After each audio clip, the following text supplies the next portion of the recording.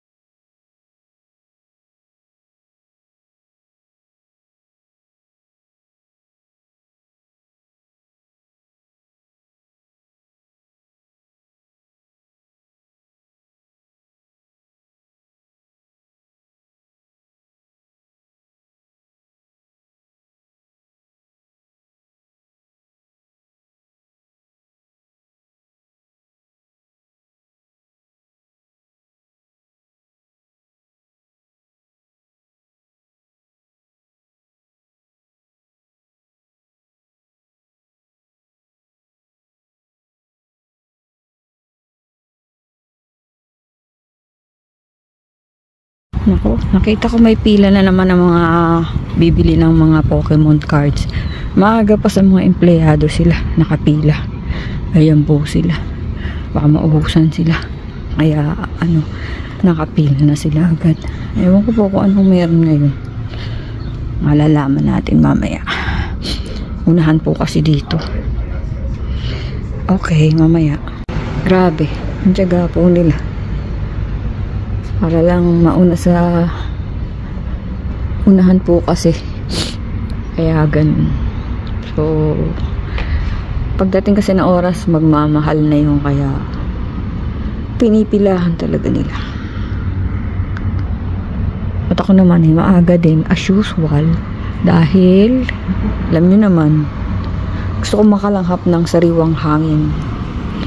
Kaya maaga ako pumapasok. rock and roll. So, ayun. Gihintay pa rin. Ang tagal. Iinip na ako. Nakita ko na naman yung dalawang mag-asawa na. Siyempre, dalawang mag-asawa nga. Mag-asawa na palagi naglalakad. Consistent sila sa paglakad. Exercise nila yun. Ayan po. Talagang they do it religiously. O English. Uy, nakikita ko sa mata. Maya po ulit. Narito po tayo ngayon sa saan pa? Di sa Target. Interviewin natin ang isa nating kaibigan dito, si Minerva. Ano masasabi mo sa mga lalaking nangangabit? Mga nangangabit? Mga walang Diyos yan eh. Meron naman. Hindi, kasi kung meron kang spiritual, di mo gagawin yan sa Panginoon. Natutokso nga. O sige, opinion mo yan eh. Yun ang opinion ko. Kailangan lumapit sila sa Panginoon para lumayo sila sa tukso. Yun. Ano naman masasabi mo doon sa nila yung mga pamilya nila, alagaan nila ng mabuti. Kasi tignan nyo nangyari yung nag-viral na sinunog yung mga anak. I hope lesson na yun. Ito naman para doon sa nag-viral na nag-cheat yung asawa at nagkanda tungkol sa pagkain ng peklat. Peklat? Ito si ano masasabi mo doon sa nag-viral na yon? Si Miko, Kwenta, whatever. Si Miko. Masakit yun, masakit. Kung totoo lang. Kung sa Pero, dapat ba yung gano'n na? Hindi naman tama yung siguro sa sobrang sakit niya nagawa niya. Katulad yung sobrang sakit niya, yun. It hurts. Yeah, it hurts. So, salamat sa iyong opinion. Ang isang babae, mag-asawa sa isang babae, ang pinakamasakit sa kanya yung nangangaliwa ang asawa niya. Maluha-luha na po siya ngayon kasi habang sinasabi niya yun. Kaya kung ako sa inyo, bumalik kayo, mag-ano kayo sa Panginoon. Kung natutokso, no? Para kayong mag-asawa, alagaan ninyo yung pamilya niyo. Yun ang pinakamaganda. At maging, lalo na tumatanda na tayo, kailangan maging mabuti tayong tao para pag humarap tayo sa Panginoon, meron tayong harap sa kanyang mabuti. Correct. Very well said, Minerva. Salamat sa iyong opinion. Hanggang sa susunod na kabanata. Ayan po. Siya po yan. Nagbigay ng opinion. Ako sa kanay opinion ko dahil babalik na ako sa break. Hello po mga Kuratsa. Kamusta po kayo? Ngayong araw po na to ay susunduin namin si ate. Galing ng Pilipinas. So gabi na yung dating niya, 9:30. Ando si Don pinagpapahinga sa labas. Sa sopa, nakahiga. Kasi puyat. Puyat naman kami pareho. So, bibigay din ako ng opinion ko tungkol sa mga, di ba may bagong viral ngayon na yung niloko siya ng asawa niya tapos kung ano-anong pinagsasabi niya sa video. Sabi nga nung iba scripted, sabi nung iba pinagkakitaan.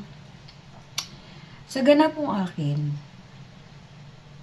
akin, masakit naman po talaga yung niloko, di po ba? Kahit naman sino. Sa part ng babae, sa part ng lalaki, pareho masakit. Pero, hindi nyo maitatama ang mali ng isa pang mali. So, nagkamali asawa mo. Sabi mo, iniintindi yung mga anak mo. Bakit mo hiniya yung asawa mo sa publiko? Hindi mo na mabubura yan. Nandyan na yan sa YouTube. Hanggang sa tanggalin na yung account mo dahil sa mga, hindi ba? Di ba yung mga, pa doon na, kinain mo ba yung kanyang peklat? Ako nga, hindi mo kinain, kaya bira, ganyan, mga ganong salita. Di po ba? Parang, kaya tuloy iba, sabi nila parang magka-content lang. Well, sila yun, di po ba? Kaya lang yung opinion sa akin, ang opinion ko, di ba nagbigay ng opinion yung isang kasamahan ko, ako naman, sabi ko, parusahan mo. Iwanan mo kung di mo kaya, di ba? Sabi mo, kung saan siya masaya, dun siya. Pero yung lahat, magme-makeup ka muna, tsaka ka magdadrama-drama doon, ano ba yun? Kung ano-anong makeup muna, tapos pagkatapos mo nakaayos ka na, saka ka, niloko ako, masakit. Ganun ba? Masakit yun talaga. Sabi nga na iba, scripted. Ako hindi ako naniniwala ng scripted. Scripted din in a way na talagang niloko siya. Pero, yun nga lang, naging OA. Kasi, di ba, ginawang circus. Kesyo, tubig muna. Huwag niyo muna papapasokin yung anak ko, ganyan, ganito. Eh, paglaki niyan, makikita niyo rin yung mga video na ginawa mo, kung paano mo hiniya yung asawa mo. Diba? Imbis na ang kampi sa'yo, dahil ikaw yung niloko, imbis na kampi sa'yo yung tao, mabubuisit sa ginawa mo. Diba? So, para lang mag-viral, para kumita, paano na yung ano ng anak mo, kahihiyanin mo? Yun naman ay opinion ko lang, pero ayoko rin magbanggit ng pangalan. Basta yung nag-viral na niloko, content creator na nahuli niya asawa niya ng babae, barkada niya pa yung babae, mas bata. Alam niyo, bihira na yata yung hindi nag-cheat ngayon, di po ba, sa mga babae, lalaki, lahat. Pero, yung adding insult to injury, parang, para sa akin, no. Di po ba? Sana, inaway mo siya, hindi yung naka-vlog. O inaway mo siya, okay lang naka-vlog, pero wag naman yung kinain mo ba yung ano niya? Ay, syempre nga naman, viral mo. Ako, minsan gusto ko rin intindihin yung ibang mga kapwa ko, content creator. Syempre, parang nga namang mag-viral, may sumasayaw ng nakapanty, lalaki, sumasayaw. Kung ano-anong pinapakita para desperate move, di po ba? Well, sila yun eh. Ito naman ang opinion ko. Yun lang po.